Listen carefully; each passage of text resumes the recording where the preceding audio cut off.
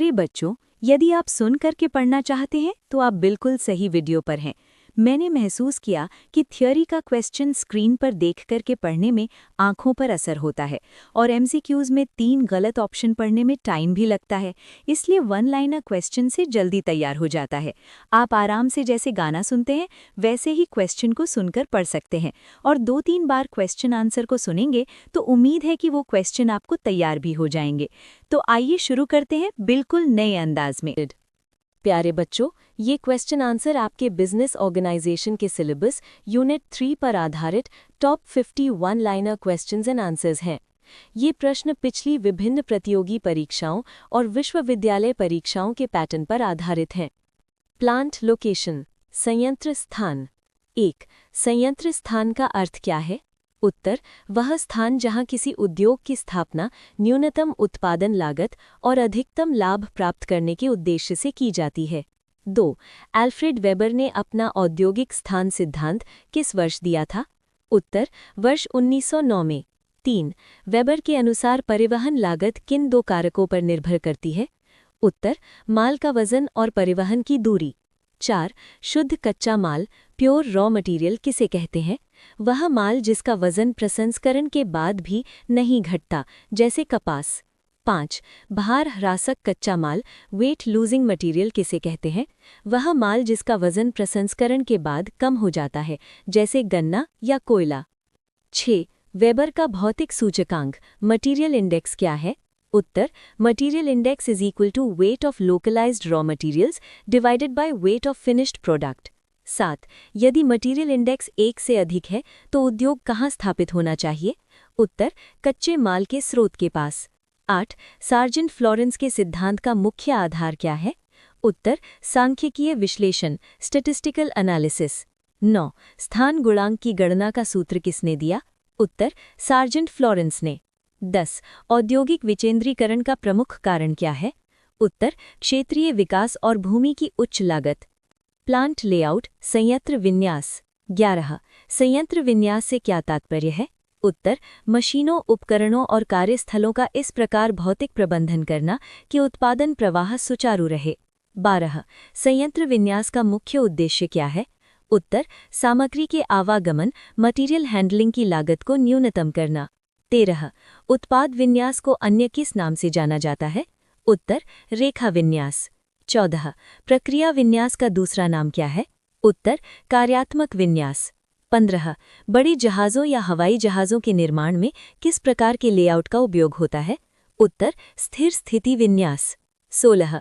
U shaped layout का मुख्य लाभ क्या है? उत्तर: बेहतर संचार और कर्मचारियों के बीच लचीलापन। 17. प्रक्रिया विन्यास किन उद्योगों के लिए उपयुक्त है?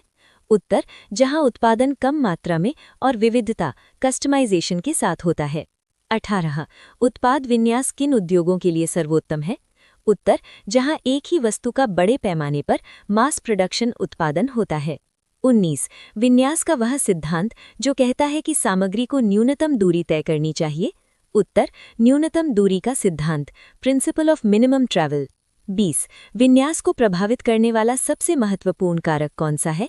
उत्तर: उत्पाद की प्रकृति और निर्माण प्रक्रिया। व्यावसायिक इकाई का आकार। 1. व्यावसायिक इकाई के आकार से क्या अभिप्राय है? उत्तर: किसी उद्योग की उत्पादन क्षमता या उसकी विस्तार की सीमा। 2. व्यावसायिक इकाई के आकार को मापने का सबसे लोकप्रिय पैमाना क्या है? उत्तर: नियोजित पूंजी या उत्पादन की मात्रा। 3. क्या श्रमिकों की संख्या किसी इकाई के आकार को मापने का सटीक पैमाना है? नहीं, क्योंकि स्वचालित मशीनों के कारण श्रमिकों की संख्या कम हो सकती है। 4. पैमाने की अर्थव्यवस्थाएं, स्केल्स ऑफ इकोनॉमीज क्या हैं? उत्तर: बड़े पैमाने पर उत्पादन करने से प्रति इकाई लागत में होने वाली कमी। 5. आंतरिक बचतें, इंटरनल इकोनॉमीज किसे कहते हैं? उत्तर: वे लाभ जो किसी विशिष्ट फर्म को उसके अपने विस्तार के कारण प्राप्त होते हैं। 6. बाह्य बचतें, एक्सटर्नल इकोनॉमीज क्या हैं? उत्तर: वे लाभ जो पूरे उद्योग के विस्तार के कारण सभी फर्मों को मिलते हैं। 7. मंद्रात्मक सीमाएं व्यवसाय के आकार को कैसे प्रभावित करती हैं? उत्तर: यदि आकार बहुत बड़ा हो जाए तो प्रबंधन और समन्वय, कोऑर्डिनेशन कठिन हो जाता है। 8. तकनीकी कारक बड़े आकार को क्यों बढ़ावा देते हैं? उत्तर, क्योंकि बड़ी मशीनें और आधुनिक तकनीक बड़े उत्पादन स्तर पर ही किफ़ायती होती हैं। 9. बाजार की सीमा व्यवसाय का आकार को कैसे सीमित करती है? उत्तर, यदि मांग कम है तो व्यवसाय का आकार बड़ा नहीं किया जा सकता। 10. क्या वित्तीय संसाधन व्यवसाय के आकार को प्रभावित करते हैं? हाँ, पूंजी की उपलब्धता ही विस्तार की सीमा तय करती है। अनुकूलतम आकार। 1. अनुकूलतम आकार की अवधारणा किसने दी? उत्तर, E.A.G. रॉबिन्सन ने। 2. अनुकूलतम आकार का क्या अर्थ है? उत्तर, वह आकार जहां औसत उत्पादन लागत न्यूनतम होती है। 3. रॉबिन्सन के अनुसार अनुकूलतम आकार के 5 निर्धारक कौन से हैं? तकनीकी, प्रबंधकीय, वित्तीय, विपणन और रोकिम। 4. तकनीकी अनुकूलतम कब प्राप्त होता है? उत्तर, जब मशीनों का पूर्ण क्षमता से उपयोग हो रहा हो। 5. विपणन अनुकूलतम क्या है? वह बिंदु जहां विज्ञापन और बिक्री की लागत प्रति इकाई न्यूनतम हो। 6. वित्तीय अनुकूलतम से क्या तात्पर्य है? वह स्थिति जहां फर्म को न्यूनतम ब्याज दर पर आवश्यक पूंजी उपलब्ध हो। 7. अनुकूलतम आकार स्थिर होता है या परिवर्तनशील? उत्तर, परिवर्तनशील, तकनीकी विकास के साथ ये बदलता रहता है। 8. यदि कोई फर्म अनुकूलतम आकार से बड़ी हो जाती है तो क्या होता है? प्रति इकाई लागत बढ़ने लगती है, डिसइकोनॉमीज ऑफ स्केल। 9. रोकिम अनुकूलतम का क्या अर्थ है? वह आकार जहां व्यवसाय के उतार चढ़ाव को सहन करने की क्षमता अधिकतम हो। 10. प्रतिनिधि फर्म की अवधारणा किसने दी थी? उत्तर, एल्फ्रेड मार्शल ने। मिश्रित महत्वपूर्ण प्रश्न। 1. औद्योगिक स्थानीकरण क्या है?